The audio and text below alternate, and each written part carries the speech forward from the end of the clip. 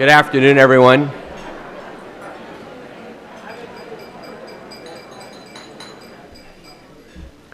Good afternoon. Welcome. My name is Steve Merksmer, and I'd like to welcome all of you on behalf of PPIC's Board of Directors to our program this afternoon. We're honored and grateful to have as our special guest Majority Leader Congressman Kevin McCarthy, who will join us in just a minute or so for what I believe will be an informative discussion with our PPIC President, Mark Baldassare.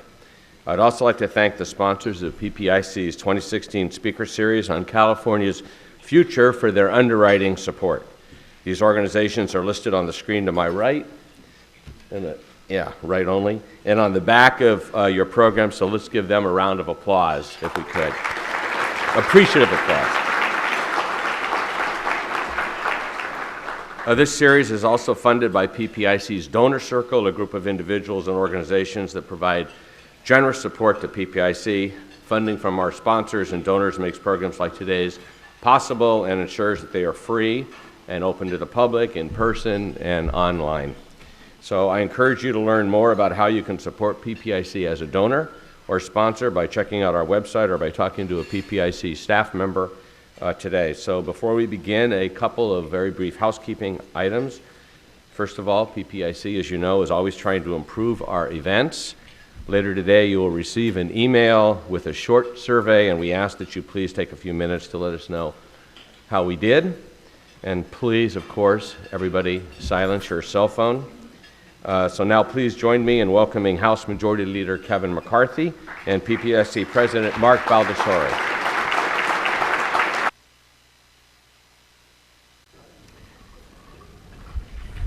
Kevin, thank you so much for joining us today. Thanks for having me. It's good to be back. Yeah.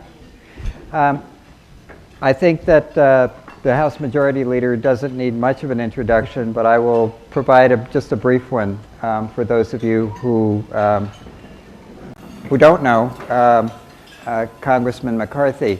So Congressman McCarthy represents the 23rd District, which includes Kern, Tulare, and parts of northeastern Los Angeles. He was elected to Congress in 2006. He became the Chief Deputy Whip in 2009, was after the 2010 election, became the Majority Whip when the Republicans then took control of the House. And in 2014, he was elected as the House Majority Leader, which is the position which he serves in today. Before Congressman McCarthy started his career in the House, he spent some very important years here in Sacramento. So many of you know him from his time in Sacramento. Was elected in 2002 to the 32nd Assembly Republican District and Assembly District, and became the Assembly Republican leader during his first term, which was a first that took place, being elected by his colleagues Assembly Republican leader. And so he held that post until 2006 when he became when he ran for the Congress seat. One story that I always like to tell, I mean, Congressman McCarthy is the only person that I personally know who's won the lottery, right? And so you'll excuse me for a moment because I just love the lottery story, you know? So he wins the lottery, not like the $1 million lottery or something like that, but a substantial amount of money. It was the second day. Yeah. And the most you could win was $5,000. There you go. Well, still, that's a lot of money. What did he do? He took that money. He started his own business called Kevin O's sandwiches. And by the way, I made myself a turkey sandwich last night, just kind of while I was going over my notes for today. Then took what he earned in that business and went to Cal State Bakersfield, where he graduated with his undergraduate degree and later on his master's degree. And I just love that story. So I needed to tell that today.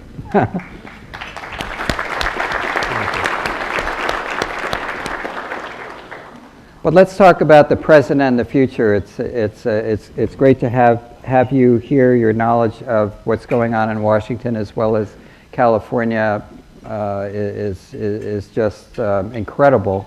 So I want to start by asking you about this year and the top issues that you think that the Congress and the President should be addressing before the November election. Well, first, thanks for having me back, and it's good to see so many friends. I had a great time when I was in Sacramento, and there's a lot of people I served with. I think it was a different time. And one little thing to that story on the lottery. I was 18 years old when I won, and the only reason I won, I was going to the grocery store to cash a check to go down to San Diego State to visit some buddies. And while I was in line, I told my buddy, if I win, I'll give you $100. I'm glad I didn't say I'd split it. And it's the most you could win at the time, and I'd never played it, and it was a scratch off, and I scratched off 3, and the others weren't scratched off, and I went back to, I think I won. And so, yeah. But if you're ever a small business owner, there's 3 lessons I learned, and they have never left me from every business I had. You're the first to work, you're the last to leave, and you're the last to be paid. But it's some of the most rewarding work you'll ever do. And I know a lot of you in government, some of you may be elected. Never forget those lessons, because what got me into government was the challenge of government onto my business. I was just trying to survive, hire people, grow, and it seemed like the obstacles was pretty much government in the places. So, what can we do in Washington, and what are the issues? The House has actually put together, Paul Ryan and I did these task forces who were focused on 5 items. I would narrow them and look actually into what I think from a California perspective we should do. Number 1, I think even in your polls are going to say, is national security. The world is safer when America is strong. When America has strength and resolve, there's more peace and security around the world. And right now, we're not in that place. There's more chaos, more disruption.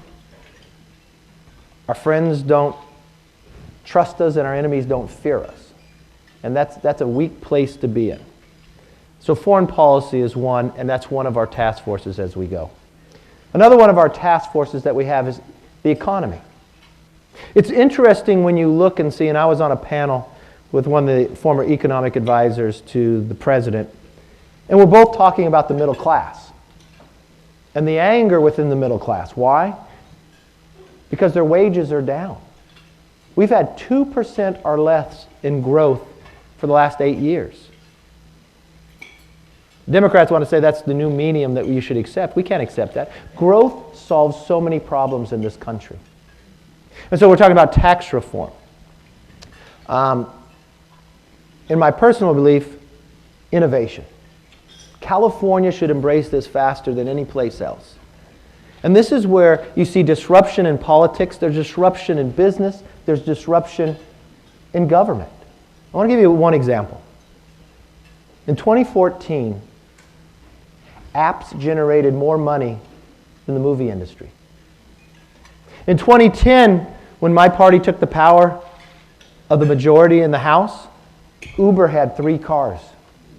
Today, Uber is worth $62 billion, more than Ford, more than GM, and more than Honda.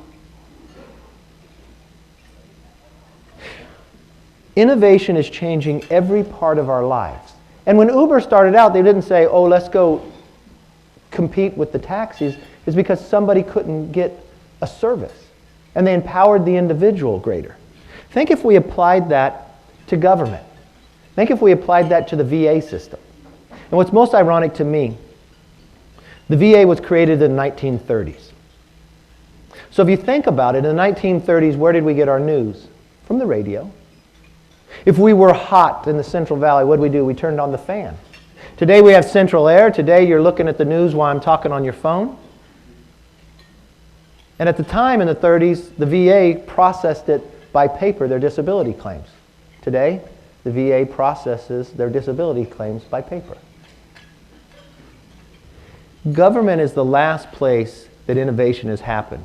But if we did bring innovation to government, it It would empower. It'd make it more effective, more efficient, cost less, and it'd be smaller. So you're going to find in our agenda we have innovation as a part of it. We also have poverty. How long has America had its war on poverty, and it's locked people in for generations? You have 94 million Americans that are not in the workforce. If you look at the participation rate in America today, it's the lowest participation rate since 1978. So I think we need to start judging on outcomes, not on titles of bills. And so you see Republicans do a great deal when it comes to poverty. It was interesting. I was at this conference and the Dalai Lama was there. I've seen the Dalai Lama once before. And you know what the Dalai Lama said that creates value for everybody? Work. Doesn't matter what your job is, but you have worth, and that's what you want to feel. And we're neglecting an entire country when you have 93 million Americans not in the workforce. It's not reaching the potential. The last item that I would say in our agenda is Article 1. I blame Democrats and Republicans. Too long, Congress has given their power to these agencies, and these agencies are legislating and not their role. And I think that's really harming the economy from overall. The last part I'd look at from a basis of California, and something that I work a great deal on, is water. You just look at the infrastructure and the water here. We had such a unique window that every single year I've been in the House, we've passed a water bill. But not once has one passed in the Senate. I spent a great deal working with Senator Feinstein on a water bill where I actually had more Democrats in the meetings than we had Republicans, elected officials. We came to an agreement and we had a unique opportunity to put it on the Omni, which was actually Senator Feinstein's idea. And when I did, she blew it up. Now she's introduced another bill. Unfortunately, in a hearing recently, they asked would there be any more water provided if her bill was enacted, and there wouldn't be any more. And something you have to understand, and I know you don't focus on it much, but you know, our snowpacks in the north, we grow everything in the Central Valley, and our population's in the south. So you have to pump through the delta. Yes, we have more snowpack and we have more water this year, but less water is being pumped than during the drought year. They just changed the direction of pumping yesterday based upon the temperature, because they thought the temperature may upset the fish. So 85% of what we have is going out to the ocean. And part of this bill that I negotiated with Feinstein, she wanted desalinization. Because what does desal do? It takes salt water and makes it fresh water, right? It's very expensive to do from an energy basis. I said I'm more than willing to do that, but can we first stop making fresh water into salt water? Save us a little money. Thank you. So let me pick up on your comments about water. I have a couple of follow-up questions I wanted to ask you. First of all, do you think that we're going to see some water legislation come out of Congress this year? I'm very committed to this, and I think there's a window of opportunity. If you look what happened in Flint, Michigan, it's a terrible situation. That it could have been avoided if they would have put, I think it's $5 million worth of chemicals in it, never would have happened. But that's going to happen in a lot of different areas around America because of the age of the infrastructure, of the piping. But what's terrible about those who got poisoned from this, and there's a responsibility, some people didn't come forward in the EPA when they knew it, so they have a water crisis. We also have a water crisis where people are not getting water. So I think there's a unique ability dealing with Flint and also dealing with California. And I view it as water is a necessity, but if there's an opportunity for a water bill with Flint, I think there's an opportunity for California to deal with their water issue on the same bill. Mm-hmm. And as somebody who has worked for many years in water, looking beyond the drought, what are some of the other policy decisions that need to be made? For instance, how do you feel about the Delta tunnels? Or what exactly else do we need to be doing to be planning for a water system for this century? Well, first you have to do is, one, you have to have storage. Think of the population size we have today and the last time we built a dam. It's so common sense, I don't understand. Return on the investment, you have dams today that you can just raise and store much more. Look what they're doing in Sutter, and they're pumping water out. Why are they pumping water when it's not even full? I mean, I always go back, I'm a simplistic guy. Aesop had a fable about a grasshopper and the ant, right? One stores and one didn't care. And when devastation came, one lived and one did not. You know, I'm a big believer in small government, but I believe that government should be effective and efficient, and they should do things well. And one happens to be infrastructure. And to me, water is one of the most basics. And when you look at, if you want to have California to grow, if you don't supply the water, it doesn't matter what you want to do in California, you will not have the growth. I watched through the valley, the loss. You now look at the metropolitan now buying islands in the delta. You've got people making fundamental decisions on the pumping based upon a taking of one fish. So storage is number one. It's got to be above ground and underground. I'm more than willing to debate the tunnels, but are the tunnels going to do more for us or less? Are they going to come to fruition? I think water storage is much more important than high-speed rail. Because my first belief is it's not high speed. It's an embarrassment of what you do, and you'd have to subsidize that. Water is going to give you growth, so what's your best return on the investment? Mm-hmm. So you mentioned national security, so I want to go back to that. And by the way, that's an impressive list for the agenda that you're working on now, and look forward to hearing more about each one of those things. But on national security, and on security in general. So in California, we experienced a terrorist attack in December, early December, in San Bernardino. It was shocking to people in our polls. The concerns about homeland security issues have really risen in California since then. And what are your thoughts about what we can do to avoid these types of incidents in the future? It's difficult from many different elements. This was a person that lived inside America and turned. So there's no easy answer, and we're going to have to be prepared, because I don't think this will be the last. I look what's going on around the world and the funding. I spent time traveling so I could understand this better. I went to Brussels and I went to France. And they got attacked prior. And it was much different than the 9/11 attacks, because there wasn't a great deal amount of movement of money. They moved from Brussels to France because they had the easy flow. You want to trust people. They didn't buy a ticket to the soccer game. That's how they didn't get in. They didn't buy a ticket to the concert, but on the way down to the concert, they just stopped at 3 restaurants and shot people up and entered the concert and shot. So it's tough to watch the flow of who they are. But we got to be smart about thinking through this. So if we have a visa waiver program that deals with about 38 countries, and somebody has the capability of just traveling here with never interviewing with anybody and being here for 90 days, but you look at these countries, and there's 5,000 people that have gone to fight in Syria or Iraq, and they have a Western passport, and they can just come to America and radicalize somebody, I'm concerned by that. So you found in the House, we dealt with the visa waiver program. So if you had traveled to one of these countries to fight, I don't think you should just be able to travel to America. It's difficulty because you want to protect the civil liberties of everybody, but we want to protect our security. Right. So this is going to be an ever-changing item of where we go. First thing you're going to have is communication between the law enforcement and between Homeland. And lots of times we find that's not the case.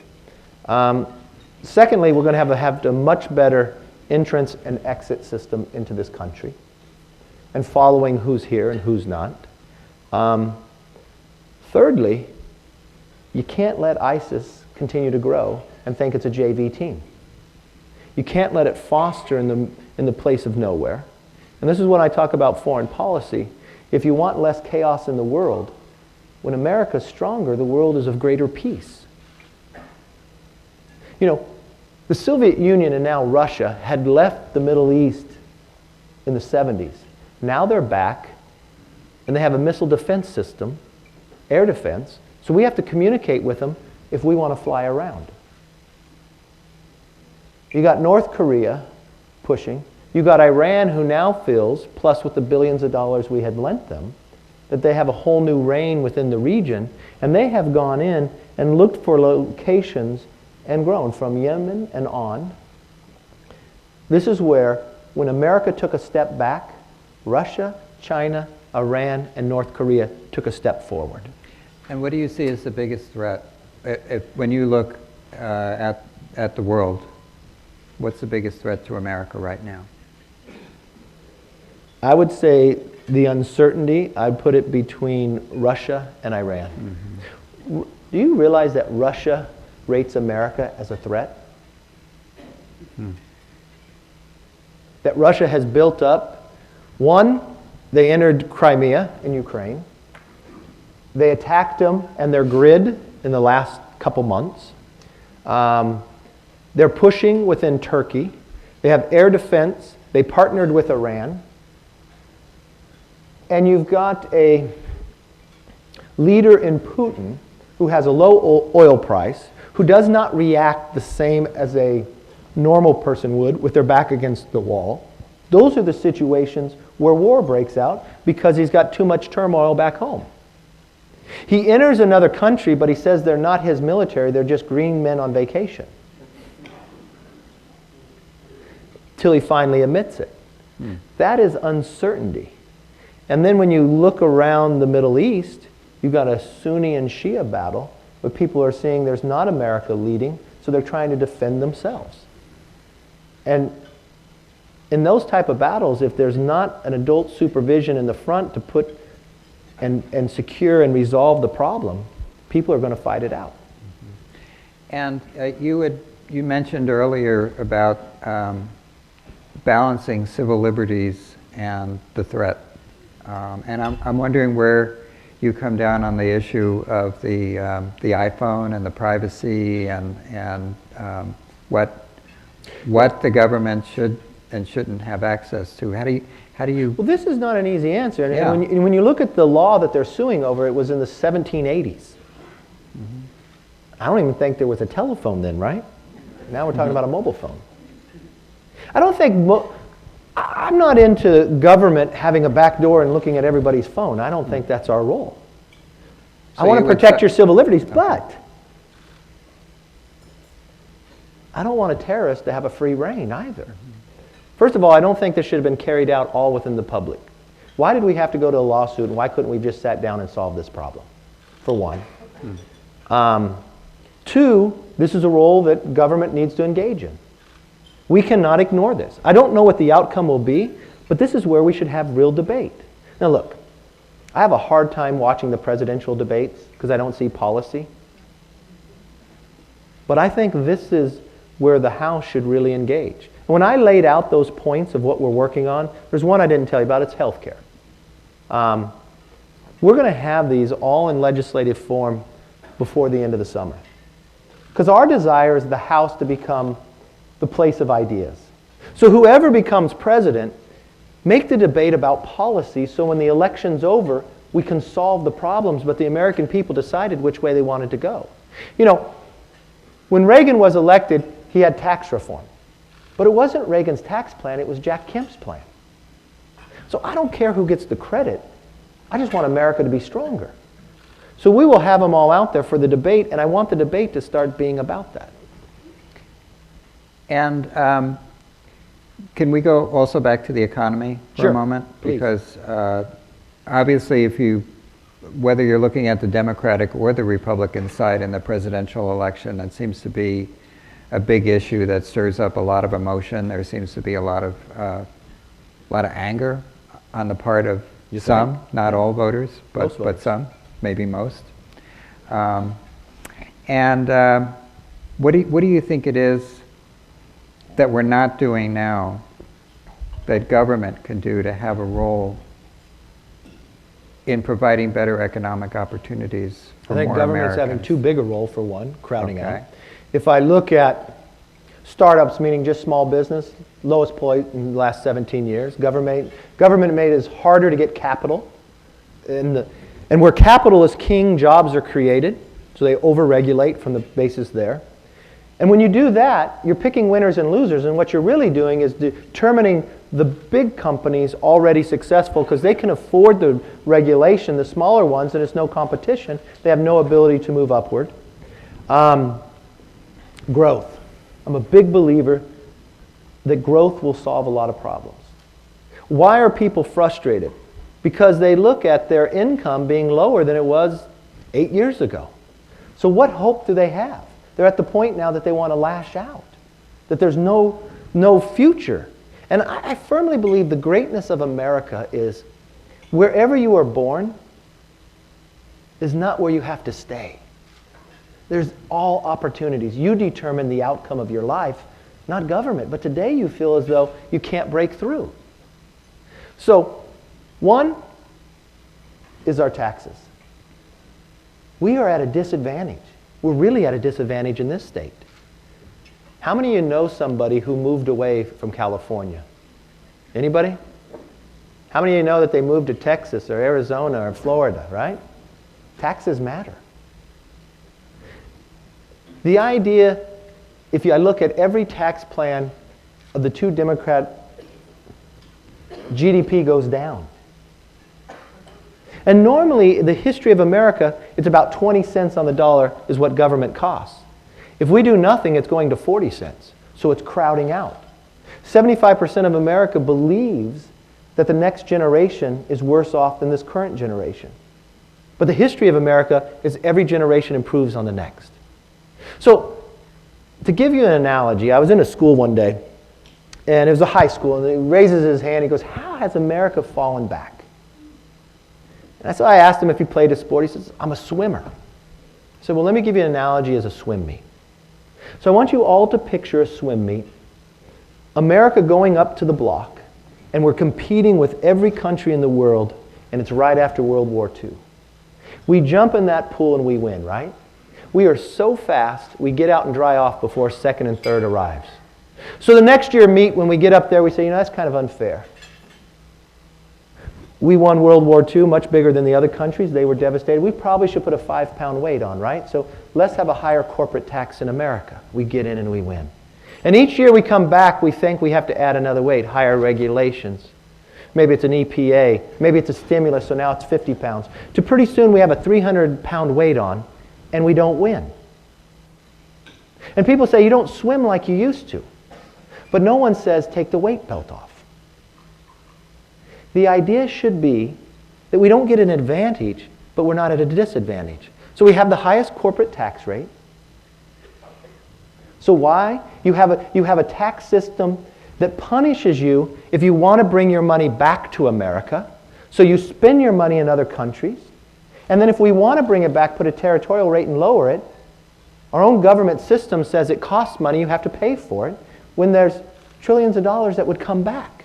And you would invest in this country, or you'd give it to your stockholders, or you would put an R&D, it would make the country grow.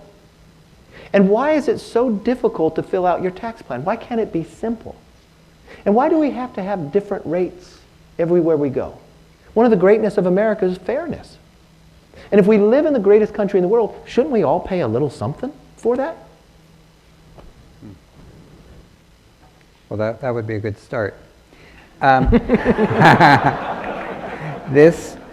These issues are not going to all be solved by the end of this year, and they're obviously impacting the presidential election. I wanted to ask you about a comment that I read that you made because it kind of brings together your experience in Sacramento in 2002 to 2006 and your experience today. You said, where you were recently quoted as saying that the Trump phenomenon has some similarities with the Schwarzenegger phenomenon. And I wanted to ask you not just about the similarities, but about the differences. You were here 2002 to 2006. as you said, went around with Arnold and saw what those crowds were like and what was being discussed. I'm not saying Arnold's Trump or Trump's No, Arnold. I know that. The phenomenon The was similar. point I was trying to make, and I always think California sometimes is ahead of the others, and sometimes they're backwards than the others. But remember the time that this was. We had just re-elected Gray Davis. And we just elected our governor, but we were angry. Because we felt there wasn't hope, right? You were having blackouts, you didn't see growth. So it was a rise up. The different similarities is that we went to somebody that wasn't elected before because we were so frustrated that we're tired of everybody else and no longer you're going to give them a chance, you gave somebody else the chance. And I feel that movement across the country that people are so frustrated. And it's not just in the Republican Party. Bernie Sanders is a movement inside the Democratic Party. Arnold and Trump, Trump says everything's great, right? I'm winning. Arnold says everything's fantastic, right? When I went to the rallies with Arnold, it was amazing, right? There'd be 7,000 people in Bakersfield. Lived there my whole life, but I'd see people I've never met before. Remember, we'd go up into Modesto, and there's a big crowd, and nobody I've seen in a Republican crowd before, and some of them looked like they had never voted before. In Texas, just this last month when they had their primary, they had early voting, they shut it off right before the election day. 29% of the people that had voted in early voting had never voted in a primary. So you instilled and brought more people in. Arnold always played Twisted Sister, we're not going to take it anymore. That's what Trump plays. They replaced Trump on The Apprentice with Arnold. So the point I was trying to make is it's a frustration. And the country feels as though government is not listening to them. They're divided on all sides. And they're just not going to take it anymore. And these are pendulum swings. And I don't believe it's a bad thing at all. I believe it's good. More engagement. From a standpoint is, our power rests in the people. You put it on loan every 2 years here. You have the voice. That's the greatness of what we are. We're different than any other country in the world. And the reason why we succeed more, rule of law, it's the people that have the power. And everybody who comes to America assimilates. You become an American. And when we don't lead, or when we show other examples, the rest of the country fails too.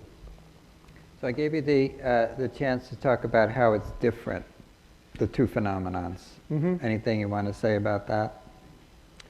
What do you see that's different? Fundamentally different. One was a special election. You can always question, could Arnold have won a primary in a special election? There are some similarities into messaging, but the thing that are most is the electorate is angry, and they're willing to try something new. So I have a question about what it's like to try to govern in a presidential election year. I mean, you're the majority leader in the House, and how do you get people to focus on governing, on moving public policy forward when there are so many distractions that are going on? I mean, from the voter standpoint, they look at the Supreme Court nomination issue. Granted, that's a Senate issue, not a House issue, but they look at that as a symbol of, is it going to be possible to get anything done this year, or do we just wait? No, we'll get things done. And what's interesting, I always believe in having metrics. You should measure where you are because you want to know where you're going. And you should be very honest, whether you're successful or not. Mm-hmm. And so when I became leader, I brought this company and we measure Congress in the window of the last 40 years. And if you look at what we did in the last year, and no one will believe this, it's the second most productive Republican majority we've ever had. Sheerly on these metrics, openness of the floor, more amendments overwhelmingly than any other time. Bills coming out of committee, because that's where the expertise is. Structure dictates behavior, and if bills come out of committee, this is where people have knowledge and you have better bills, better challenges. The number of bills we solved. And let me give you a couple examples. What happens inside, and I'll get to the presidential because this also plays in the presidential. Lots of times we have cliffs, like a debt ceiling, like an SGR, sustainable growth rate, the payment of Medicare come forward, or a highway bill. And those Congresses in the past that had all Republican majority or all Democrat majority, they all did the same thing. They punted and kicked the can down the road, knowing that it's going to come back the next year. And as that comes forward, that's all in the member's mind, and so they can't look at doing something bigger in policy or something else. So all we are just like moving dirt from one place to the next, and that's why the country gets so mad. Sustainable growth rate for the last 14 years, no Congress has been able to solve. They just did an extension 17 times. If you're in the medical field, you always worried about this. We actually solved it and got some entitlement reform. A long-term highway bill. The last time we had a highway bill long-term was almost in the 90s. You had one a little short in the 60s. Now we just did a long-term one. Trade. We had not even had trade promotion authority in a number of years, just that we can go negotiate. And you think, oh, that's okay. Nothing happened in that time frame. 100 trade agreements were done in that time frame, and America was a part of 0. When America's not engaged in that, then what's happening is they're abiding by different rules than America plays. So we're never going to have a level playing field to be able to compete. You know what? We got trade promotion authority through. So we have taken some of these cliffs away. But getting legislation done in a presidential year, yeah, it's harder, and history says that. But that's not the reason why we should sit back. FAA, we're going to get done. If you look from just the appropriation process, that has a lot to do with how agencies work and how you hold them accountable from a couple standpoints. I think there's a chance for sentencing reform, from opiate reform. We see what epidemic around. These are some places we can be together on and find it through. But listen, we make policy in the world of politics. And some members will do some other things, but I think if we stick to policy, we'll get some things done. But one last point. There's only one person in this country that's elected nationally. And that's a big responsibility to be president, but you also have a responsibility to bring the country together. From all the rife I feel out in the country, I think a lot has to deal with how the president has divided the country. And I don't say that from trying to make a political point. I've watched it. I've been in the room where there's only a few of us in the room trying to make an agreement and only saying, we'll only do things that are in your budget, Mr. President, and he still can't come to an agreement. And I think history will show it was a divisive time, mainly because of that. So can you give us some insight into what it's like to be House Majority Leader or Whip? And what, I mean, you've held both of those posts now for a lengthy period of time. And you know, you came from a position of leadership here in Sacramento. So what does it take to be the kind of leader in a legislature? What, you know, a lot of patience. So tell us it's not like the House of Cards, right? It's not. We're much more like Veep than we are House of Cards. Okay. What do you mean by patience?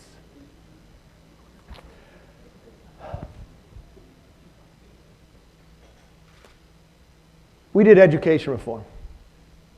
Haven't done education reform in a long time. When we ran the bill through committee, all the press wants to say, oh, you couldn't put it on the floor the next week. I didn't have the votes to put it on the floor the next week. So everybody says it's dead, and they all write about it. And I'd sit in my weekly press and say, it's not dead. I'm working on it. Number of months later, it went through. Press never writes, you know, how great, you all did. But you have to be patient. So we've had a lot of turnover in the House and Senate. And we don't act the way everybody thought the others acted in the past, and people have different understandings, different beliefs. So it's more, if you've had people that have never gone through a bill that every 5 years you renew or you reform, they've never seen it before. And you just assume they're going to act the way somebody in that seat before was. And that's not the case. So you have to spend the time people being able to understand it, having a much more open process. We were kind of divided at times inside the conference. I think we're much more united. We do 2 conferences a week, one like we normally did and one just on policy, so we're looking forward. And I think that drives many more people and more people engaged in the process. And what's happening too is we're a reflection of the country. This is my philosophy. The Senate is like a country club, and the House is having breakfast at a truck stop, okay? We are a microcosm of everything that's happening in your community is happening in the House. But we're much more reflective. We go home every weekend. We're engaged in our community, and we're listening. What I try to abide myself by, the courage to lead with the wisdom to listen. And when you have those two, it may not meet to your time schedule of where you want something to happen. But I'm much more willing to get it right than to abide by somebody's timeline. Mm-hmm. And you've been traveling around with Speaker Ryan, or you were just here in California last week. What did you tell him about California? Well, it was his first time ever to Sacramento. Wow. And we drove by so he could see the Capitol, but we didn't get to go in. Paul's a unique guy. And it didn't turn out, when John Boehner left, I looked to run for Speaker. I made the decision not to run for Speaker because I didn't think it was going to unite the party at that moment. There were things I had to do on the floor, and I was the majority leader. And if I brought it to the floor, they'd never get there. A lot of things there. And so I only called one member when I made this decision. And he was going to nominate me, and it was Paul Ryan. And I said, Paul, I think I could probably won by 1 or 2 votes, but it would have carried on the argument, right? And so I said, you need to do it, and he quickly told me no.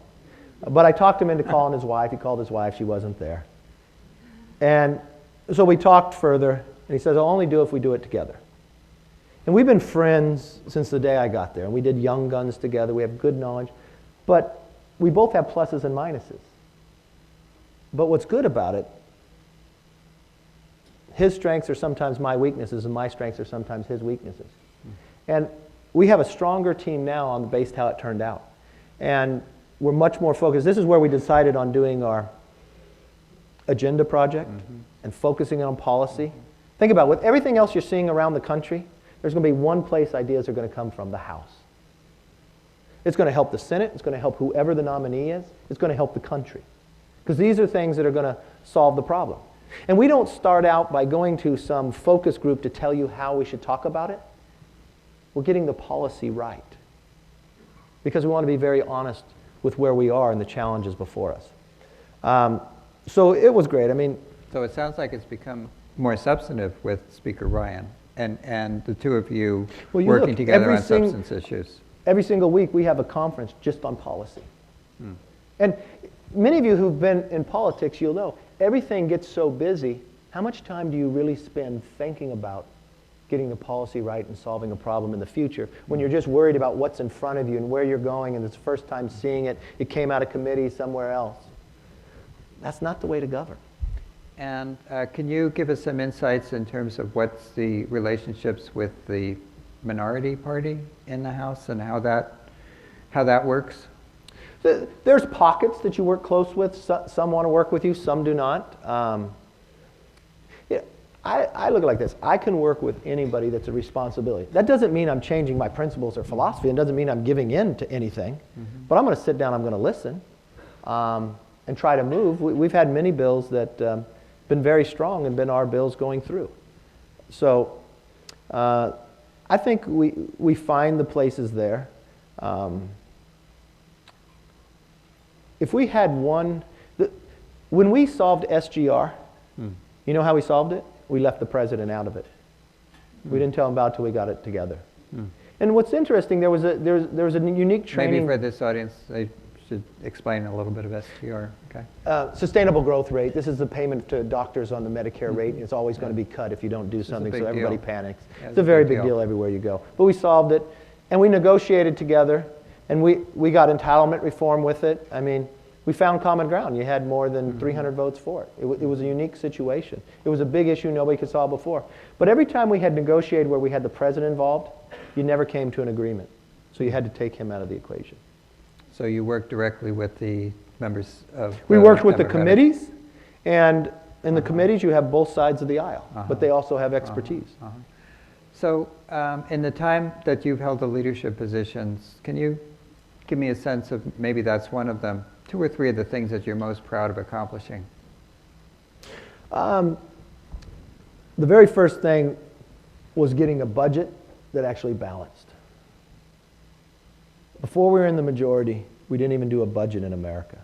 You know, the president produces a budget every single year. You know the total number of votes he's ever gotten for his budget is 2? Nobody on his side votes for him either. And it's the most basic thing. If you can't do the budget, you're in real trouble from the process ago. But we didn't do a budget that ignored the big problems before us. Now, in studying government and studying money inside the U.S. government, the big question always in the past was discretionary spending. If you look at a graph where you have discretionary spending, you have mandatory. Let me explain that for 1 second. Discretionary is everything you think government is, from the military to the Department of Ag to salaries for elected officials, all right? That's about $1 trillion. Mandatory spending, Medicare, Social Security, and interest on the debt is all the rest. For so long, discretionary was the big pie. Today it's 33% and mandatory is 66%. And 10,000 people qualify every single day. It is going to crowd us out. It's going to take away all opportunity. What we've been able to do, we've been able to cap discretionary spending. Do you realize we spend less in discretionary today than when I was elected to office? But why is the debt going up? It's the entitlements. And we didn't ignore the issue, even though every person who works in an elected office trying to get you elected say, don't touch it. We're willing to risk our jobs on votes to save it. And we kept the majority when we did it in less than 4 months.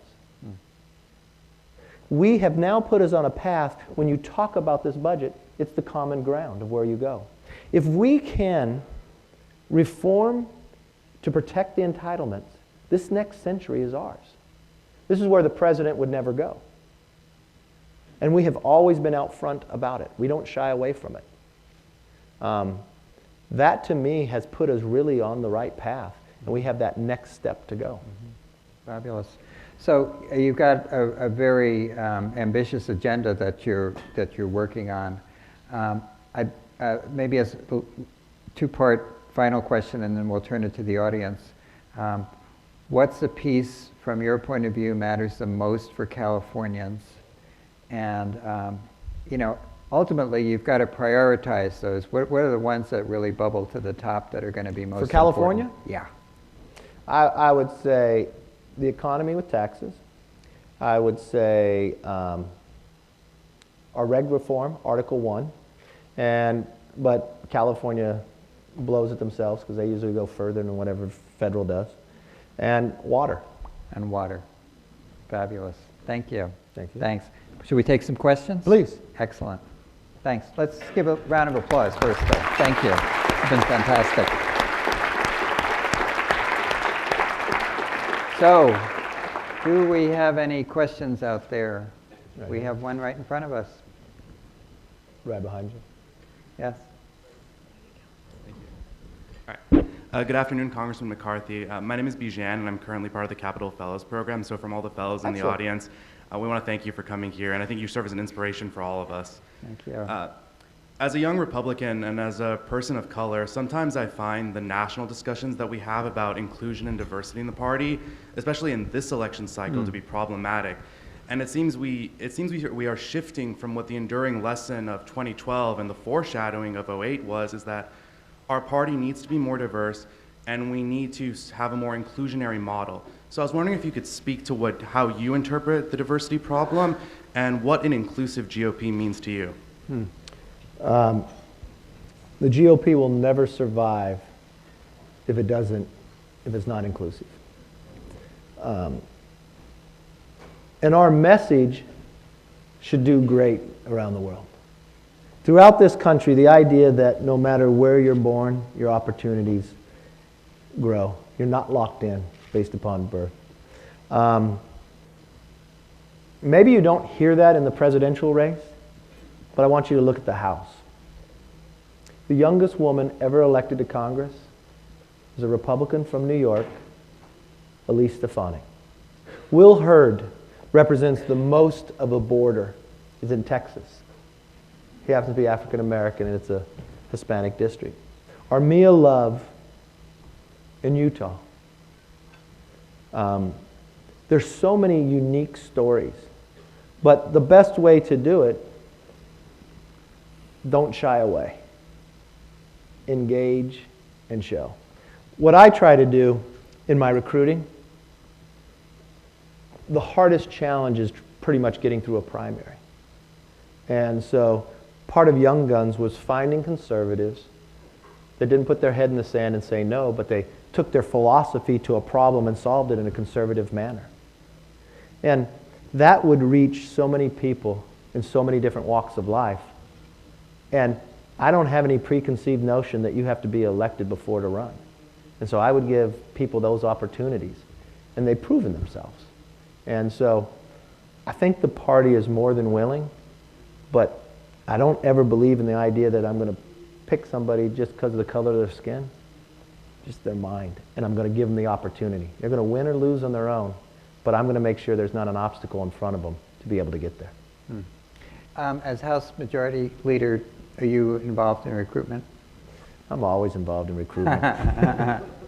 Okay. I'm talking to Gene today. Gene? This is Senator Fuller. Yes. I just want to answer this question. Some of you know that I'm the first woman Republican Senate leader ever. Isn't she the first woman leader ever? Some of you know that there Democrats don't have hasn't one, do been a they? Democratic pro tem, so that makes me the highest elected woman Senate leader ever. But what you don't know is I am Kevin McCarthy's words in action. I was a very happy school superintendent, the first woman school superintendent in that 30,000 kid district in 118 years in Bakersfield. When Kevin McCarthy showed up my door and asked me to run for his seat, I wasn't really a candidate likely to win in my county. And I certainly didn't have any experience. I'd never been in elected office, except for, if you count, my vice presidency in junior high. Kevin McCarthy said, you need to run because this party needs to be inclusive.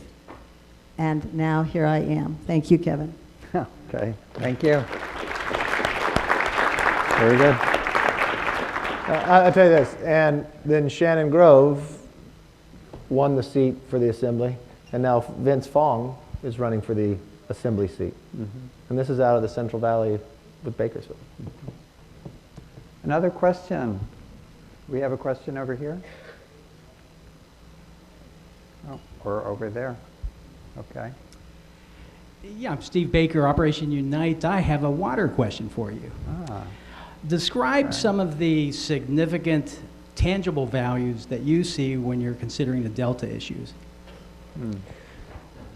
Look, when I first would pass bills with the Delta, we'd say remove the Endangered Species Act.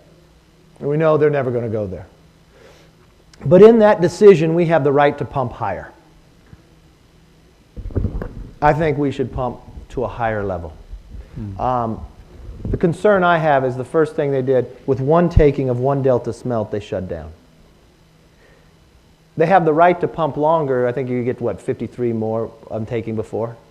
I think we're being overly protective in a window that you're letting this water go out to the ocean. And I firmly believe the people do come first. And you can weigh the two. Because making the decision they're making today, there are parts of this state that have no water. You look at in Devin's district and in mine. They don't have any. And I just don't think that's the golden state we dream of. To me, that's fundamental. Do we have a question on this side of the room? Yeah? Oh, okay. I just want to first echo my friend Bijan's thanks for you being here. Are you also a fellow? I'm an executive fellow, Oh. but yeah. I don't think anyone ever picked me to work with him. I was always jealous of that. I get to talk to them occasionally. They're a fabulous group, so thank you. Starting on April 1st of this year, between 500,000 and 1 million SNAP recipients or food stamp recipients are in danger of losing access to basic food security. A lot of the people receiving those are living in abject poverty. Their incomes are measured in the thousands per year. Many of them are taking care of family members or have significant disabilities. Over 50% of recipients in Kern County are Latino. If addressing poverty is one of the major priorities that you and Speaker Ryan have laid out, isn't over a million people almost a million people losing access to basic food security a paramount concern? Sorry, I get nervous. It's a great paramount concern. Even a greater paramount concern is you think the only way these people are going to survive is the government programs for the rest of their life. That is a higher concern for me. You know, I think there are, don't quote me, I think there's like 92 different elements of welfare programs. When we did TANF reform, welfare reform that we had to send to, I wasn't in at the time, send it to Clinton 3 times before he did it. People fought it, thought people were going to do terrible. It was one of the greatest work you've ever happened. More people went back to work, more people felt greater wealth, and you had a greater challenge. When we talk about tax reform, you know who gets punished the most? It's that single mom that makes $25,000 a year. Because what happens to her, there are so many programs, the government entices you to keep you at that level. Then if you go up, it's such a high payment for them. I think we need to break this cycle of individuals. Look, I'm a firm believer if somebody's in trouble, we take care of them. But it should be more of a trampoline that brings you up. And I hate to build into somebody's philosophy. And I had a question last night in Fresno. You know, their answer was they just wanted more government grants. I think you're looking at the problem all wrong. You want to build a city that doesn't look to government, that you have such a thriving private sector. Because if you're looking that we're going to have to keep paying and that's what's going to survive them, what you're really telling them is they're going to stay at this lower level the rest of their life. Why aren't we talking about work training? You know, yesterday I was in Silicon Valley and I was at Udacity. Any of you ever heard of Udacity? Mm-hmm. Udacity was created by a guy named Sebastian. Sebastian created the driverless car, Stanley, that sits in the Smithsonian. Sebastian also was working at Google on that, and he was teaching at Stanford. He says, you know what I'm going to do? I'm going to teach a class at Stanford. You know, these people are paying $50,000. I'm going to offer the exact same class online for free, whoever wants to do it. You know how many people signed up for that? 160,000. So at the end, he rated it. So he had this small group that took the class, and he had all these others who took the class. Yeah, some dropped out, didn't make it. You know the top 412 people who took that class never were inside. There were those who took it online. So he realized, I could spend my time with the very best people in the country and raising their level a little bit, and they're paying 50, 60,000, or I could teach the world. So he created Udacity. Unbeknownst to me, I'm going up there, my son's going to graduate from Georgia. He takes a Udacity class now, $200 a month. And my son told me when he did it, but if I finish it in a year, I get half my tuition back. You know what Udacity promises? We'll get you a job in 6 months, otherwise all your tuition is back. Could you imagine a college that made that money-back guarantee? But who fights Udacity? The colleges. And so the idea that we could bring people up all around the world in all different places so they're not locked in to a mindset that this is all there's going to be of their life, to me is what makes us great. And I believe when you look to a way to change government, when we're asking the question you're asking, we got to think differently than we've thought in the past. You know, Lincoln had this talk, you know, the dogmas of the quiet past are inadequate to the stormy future. So we must think anew and act anew. And so for too many times, we just look, here's a problem, so the solution is just bigger government and more money. Well, we've done that for decades and it hasn't solved the problem. It's put more people out there. Instead of the real answer is, how do we find these people and create a society where they have job, worth, and work? That's stronger to them than we have to look to government to provide. So that's fabulous, and I think a good place to end this conversation. But I want to say that I've learned so much from this conversation today, and maybe the most hopeful thing that I heard was that the House, under the new Speaker's leadership and with your leadership, is taking up these issues that are central to California's future and the nation's future, and seeking to lay out some plans that can be discussed and can become legislative proposals. They can be there for the next president. And that's really encouraging news, particularly in a year in which we're just hearing a lot of heat, not much substance. So I want to thank you for your leadership. I want to thank you for your time here today. This has been a terrific program. Can we give Congressman McCarthy a big hand of applause? And once again, it would not be possible without the sponsors who pay for this free lunch. So I thank them, and I thank all of you for being here today. Thank you. Thank you.